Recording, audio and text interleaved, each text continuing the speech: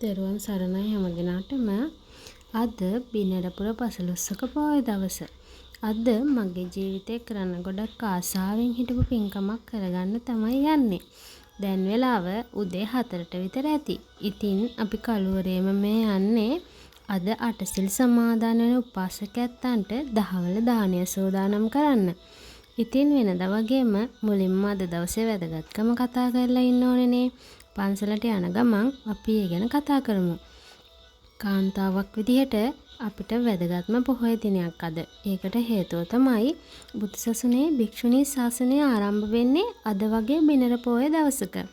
එදා මහා ප්‍රජාපති ගෞතමී දේවිය ඇතුළු 500ක් කාන්තාවන් විශාලා මහනුවර කූටාගාර ශාලාවසල පාගමනින්ම පැමිණිලා ආනන්ද හාමුදුරුවන්ගේද මැදිහත් වීමෙන් අෂ්ට ගරු ධර්ම වලට යටත්ව භික්ෂුණී ශාසනය ආරම්භ වෙන්නේ අද වගේ බිනර පොහොය දවසක.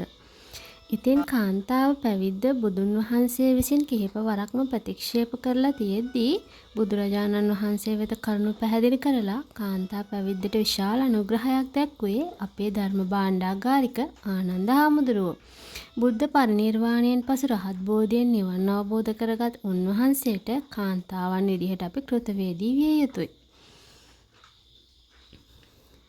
මේ තියෙන්නේ අපි දානය සකස් කිරීමට සූදානම් කරගත් ආහාර. ඉතින් සාමාන්‍යයෙන් උපාසක දානය නිවසල පිළියෙල කරගෙන ඇවිල්ලානේ පිළිගන්වන්නේ.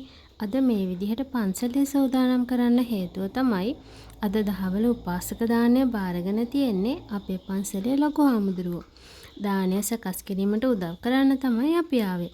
ලොකු හාමුදුරුවෝ කියන්නේ දානයට වගේම මහා පින්කම් කරගන්න අපිට අවස්ථාව උදා කරලා දෙන ශාසනයේ පිනට පහළ වුණ සිල්වත් ගුණවත් උත්තමයෙක්.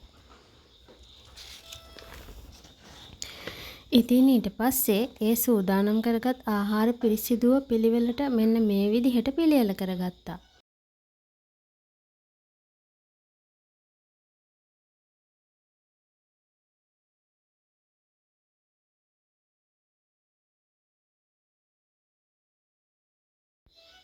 මේ තියෙන්නේ අපි පිළියෙල කරලා අවසන් වුණ උපාසකයන්ට පිළිගන්වන්න පහසු විදියට සකස් කරගත් දාණය.